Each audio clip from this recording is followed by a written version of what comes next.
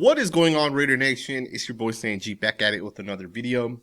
We have a football game coming up tomorrow. It's the final preseason game of the season. Of course, the Las Vegas Raiders starters will not be playing, although we will have key contributors playing, right? Guys that I think are kind of fighting for a job.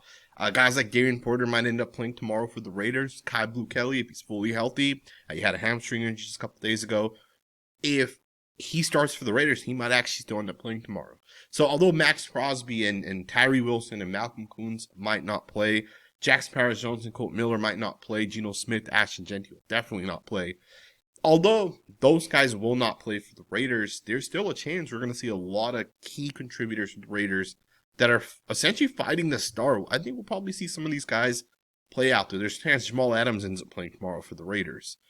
And I want to talk about some of these battles. I want to talk about some of, guys that have to really show up and kind of flash. And if they don't, they might actually be on the way out.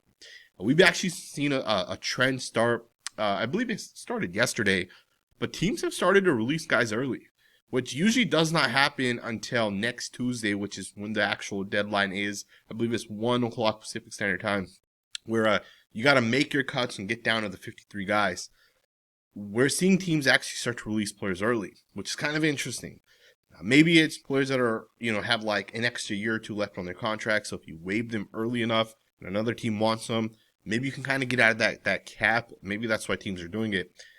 I don't think the Raiders will take that same approach. I think they're going to let this game happen tomorrow before they start kind of making some of these cuts. But let's talk about it, man. Let's talk about some of the battles. I think easily one of the big battles for the Raiders that we got to kind of figure out. And I think I need someone to step up tomorrow, right? It's the running back position. To me, the running back 2 position specifically, right after Ashton Jeanty, it's not looking good right now. Last week against the 49ers, Raheem Mostert was playing well into the third quarter, right? There was like 2 minutes left in the third quarter, and this guy was taking carries for the Raiders. And when I saw Mostert out there, I said to myself, this is awful, right? Because even on that run, he really didn't pick up a whole lot of yards.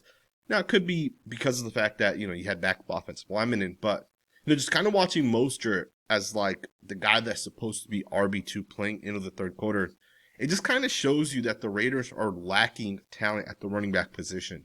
Look at the Miami Dolphins running back room, for example. These guys have Devon Achane, one of the top probably like 10 running backs. They have Jalen Wright, who just came out last season. He's a second-year player. He runs like a 4.3, 340-yard dash. I know he hasn't looked great so far, but, things can almost click. But he's still an explosive playmaker. And if you guys watch his tape from last year, he had some explosive plays. Then they went out and drafted Oli Gordon II this year, right? I think he was like a 3rd, 4th-round pick as well. And he's another guy that's a really, really talented running back. You have these teams out there. Even the Eagles have kind of done this. Right? Saquon Barkley, Will Shipley, A.J. Dillon. I believe they have another running back over there that they brought in as well. Teams are bringing in multiple running backs, and they look solid. But then you have the Raiders who, yes, we have Ashton Jeanty, and he should be really, really good for the Raiders. Who's number 2 for the Raiders? Zamir White is a terrible running back. Like, I would not feel comfortable. If Ashton Jeanty misses 3 drives because of a shoulder issue or whatever, I would not feel comfortable with Zamir White being the running back for 3 drives. To me, he's a terrible running back. Sincere McCormick, could he be the guy for the Raiders? It's definitely possible. McCormick has only had 4 touches, which is kind of interesting in itself. He's averaged 3.3 yards on those 4 touches. So I'm not really sure if the Raiders trust this guy, given he's only had 4 touches.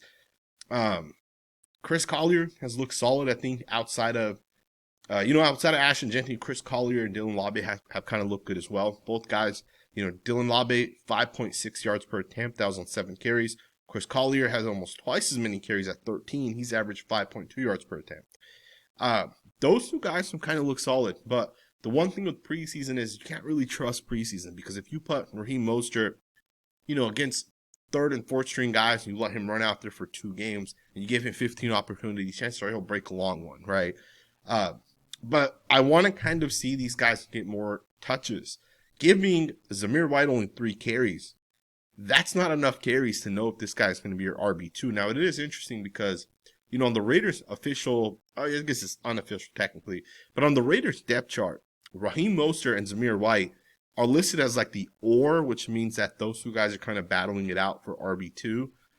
And I'm going to be honest, man. To me, none of those guys excite me. And it's, if it is true that those are the two guys that are fighting for the RB2 position, I think the Raiders got to figure out the running back position in next year's class. You got to draft the running back. It just wouldn't make sense to continue to go forward without, a true option at that position.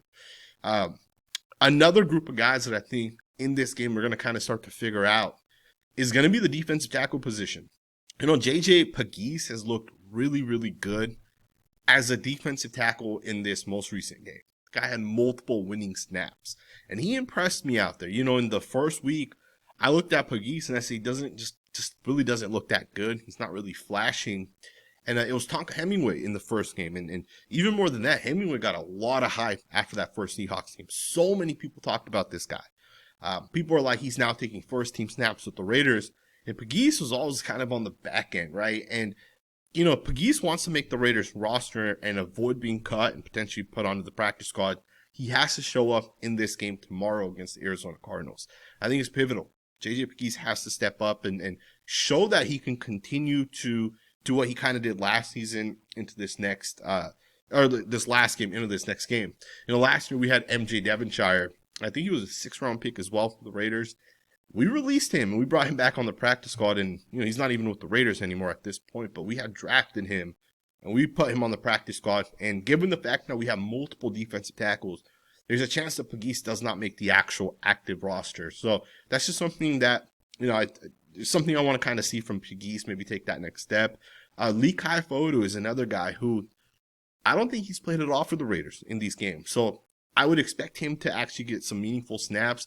I don't expect Jonah Laulu to play, truth be told. I think he's pretty much locked in as the Raiders starting defensive tackle next to Adam Butler.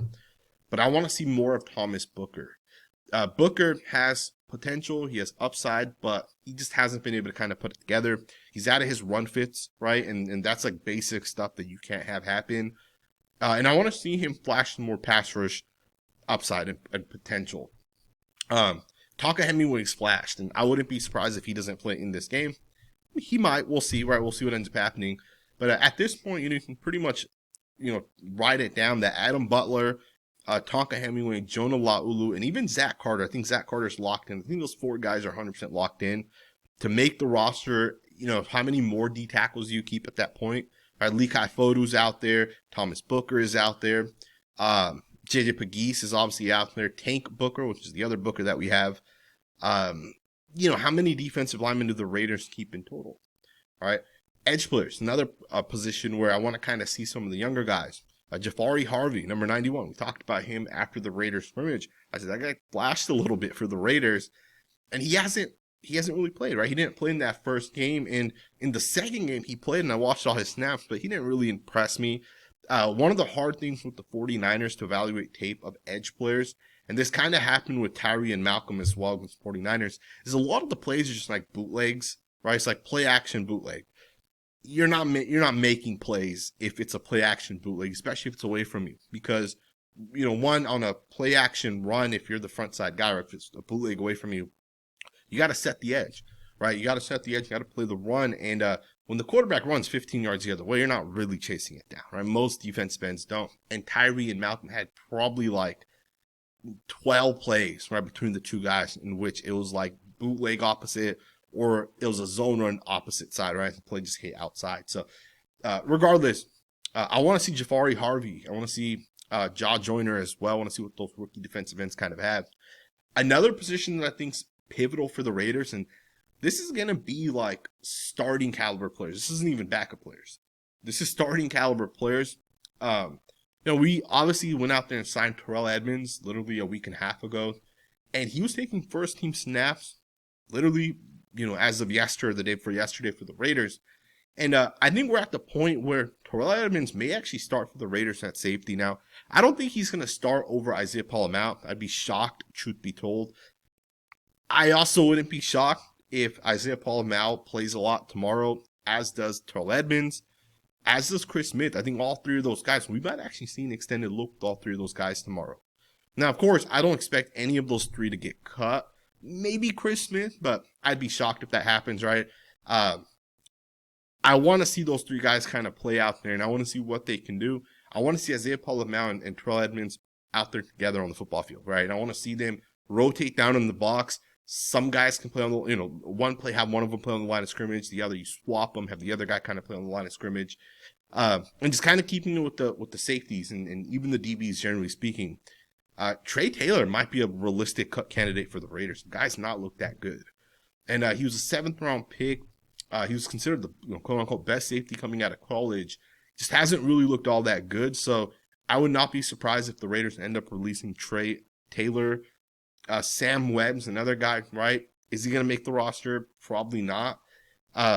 We'll see what ends up happening. Kai Blue Kelly, Darren Porter, right? One of those two guys is going to end up starting. I could see both of those guys playing tomorrow as well. So these are just things, right? Just kind of keep an eye on as we're out there. There's a chance. Like, I know Cameron Richardson has flashed for the Raiders. What if he gets released, right? What if Cameron Richardson ends up getting cut? Because, we know Eric Stokes is going to start for the Raiders. We know Darren Porter or Kai Blue Kelly are going to start for the Raiders, right? So that's 3 corners. And those are the 3 guys that are taking all the first team snaps at this point. We also have slot corners, right, that we got to kind of keep in mind. The guys like Darnay Holmes, for example, Greedy Vance, right? We had heard a lot about this kid, Greedy Vance. And I'm not saying Greedy Vance is going to 100% make it over to Cameron Richardson. Truth be told, if they had to pick one of the two, I'm going to make the assumption they're going to end up taking Cameron Richardson. But that already puts you at 5 corners right there, right? Without Vance, without Sam Webb, without, even a guy like Thomas Harper or Darnay Holmes. Right? Like some of these guys, Thomas Harper's played in the slot a little bit for the Raiders. And we heard that the Raiders went to the nickel package yesterday where they essentially threw in Kai Blue Kelly in the slot, right? It's going to be an interesting cut for the Raiders, in my opinion, right? Because I do expect a lot of the younger guys to get cut. What about JT Woods? Is another guy that's kind of just, flying out there, right? He was getting hyped a little bit. JT Woods was the guy that I would say, he was the guy that kind of decided for the Raiders that, hey, we're going to go ahead and move off of Ja'Cory Bennett. Right, when JT Woods started to flash a little bit, I think that's kind of when they made that decision. Finally, let's talk about the wide receivers. We'll touch on the offensive line a little bit as well. The wide receiver is kind of interesting because, I think most of us know at this point who the 3 starting wide receivers are going to be, right? You got Trey Tucker, you got Jacoby Myers, you got Dante Thornton Jr. You got those 3 guys. Those are your 3 starters, and I don't think anyone's going to question those 3 guys. But who's the 4th guy, who's the 5th guy, and who's the 6th guy? 6 weeks ago, I would have just made the assumption that the loser of the battle between Jack Bech and Dante Thornton are going to essentially be your 4th wide receiver. But I don't even know if that's going to be the case anymore, to be 100% honest with you guys. I watched tape and I've seen Shedrick Jackson out there having a ton of success. 7 catches, 104 yards, and a touchdown. The thing with Shedrick Jackson is he's essentially ran 31 total routes, right? 31 routes this guy has actually went out there and run. That is 6 less routes than Jack Bech has run. Jack Bech has had more routes and more opportunities than has Shedrick Jackson. And here we are, Shedrick Jackson outperforming Jack Bech, which, obviously Bech is a rookie, so he has that learning curve. And on the other side, Jackson doesn't really have that learning curve because he's been in the NFL now. But what's crazy to me is that Bech has 3 catches for 26 yards, while Jackson has 7 catches for 104 and a touchdown. And I'm not saying we're going to release Bech. Obviously, that's not ever going to happen, right? Never, ever going to happen. But is it possible that the Raiders say, hey, Bech, we need you to develop, and, hey, Trey Tucker goes down, we need that next man up. Is it possible Shedrick Jackson ends up overtaking a guy like Jack Bech? He ends up getting those reps. I watched Shedrick Jackson's tape, and I said, this guy doesn't look that fast. Like, there's no way this guy has that much speed. And a lot of you guys corrected me. You guys were like, dude, this guy runs a 4.340, which is shocking as hell to me. Now, it wasn't at the combine that he ran this, right? It was like hand-timed or some scouts put it out there. Which, regardless, I'm sure is pretty close to what this guy runs. But, that kind of opens up the role he can play, right? Shedrick Jackson could easily play the Trey Tucker role of, hey, run deep, right? And I asked, who's the 4th wide receiver for the Raiders? Because based off the tape, Jack Bech does not look like the 4th best wide receiver right now for the Raiders. Now, of course, he will develop, he will get better, and maybe you just give him those opportunities to help further that development in the hopes that at some point this season he'll be ready to go. The thing is, the Raiders have already decided that, hey, we value Dante Thornton over Jack Bech at this point, right? Thornton's clearly much further ahead. And I know Gino has, struggled a little bit to get Thornton the ball. At some point, Thornton will figure out how to catch a football, right? He'll figure out how to bring that pass down. And I, once again, just go back to the point where in tomorrow's game, like, I expect Jack Bech to play. Like, Thornton, not 100% sure, but Jack Bech, I definitely do. I need this guy to show me something because at this point, I'm not sure we can rely on this guy, right? If you're running routes out there and not getting open, you're just another body out there. And the Raiders don't really need that, right? They need guys that can make plays, that can score touchdowns. And, I understand Cedric Jackson has played with like the third and fourth unit while Bech has played with the second and third. It's a little bit harder, but it's preseason at the end of the day. Playmakers got to make plays, right? And that's what these guys are getting paid for. And also keep in mind, we have guys like Colin Johnson, Alex Bachman, we have Philip Dorsett, we have Tommy Mellott, we have Marquise Callaway. At this point, I think Tommy Mellott's probably going to get cut. And he'll obviously be a candidate to be brought back to the practice squad, but I just don't see Mellott making it over some of these other guys, right? And we kind of knew this when the Raiders drafted 3, quote-unquote wide receivers. But we'll see which guy can kind of step up tomorrow. And then finally, just kind of talking about the offensive line a little bit. I expect Alex Kappa to play for the Raiders. Given he's healthy at this point, he's practiced for a couple days now. We need to see what this guy has. Now, I don't expect Alex Kappa to win the job at this point, given that he's, he didn't practice for like basically all of training camp. I don't expect Kappa to win the job, but I do expect him to play out there. And I want to kind of watch what this guy has. Because there is a chance, if Jordan Meredith goes down and JPJ jumps to center, or if JPJ goes down and then Kappa has to come in at any point at the right guard position, I want to see what we have in this guy. I think given that, if you guys really think about this, given the fact that we have like 5 or 6 offensive linemen that can basically play center and guard, and chances are guys always get hurt, right? Historically, over the last like 3 years specifically, we've lost at least a center or guard at some point in the season. So chances are your backups are going to end up being kind of put into play. Also, just kind of talking about the backups. Caleb Rogers has looked really, really, really good to me. The guy has really come along from that very first preseason game. Now, he was pretty solid, but like against the Niners, he looked pretty damn good. And I hope he starts tomorrow against the Cardinals. And I hope he can put together another good game for the Raiders. And I want to kind of see what guys like Will Putnam, Jared Hufford, right, is another guy that the Raiders brought in. Hufford's a rookie. I want to see what the younger guys can do. Lockie Tossie, I'm not concerned about him, truth be told. If he plays, great. If he doesn't play, doesn't matter. He'll probably play, but I can care less what Lockie Tossie looks like because he's going to be on this roster no matter what. But I want to see what, Will Putnam and Jared Hufford have. Even Thayer Munford, I'm going to be honest, guys, man. I think Thayer Munford's going to get cut. I'd actually be surprised if he's still with the Raiders. Maybe they're gonna value the, maybe they're gonna value the, hey, he's a veteran, right? Let's just kind of keep him because he's a veteran. But Munford is not a good football player, and I don't even know if you'd want to keep Dalton Wagner over Munford, right? Wagner hasn't really been all that good either. You have the rookie tackle Parker Clemens. He's looked good at times. He's kind of shown some flashes as well.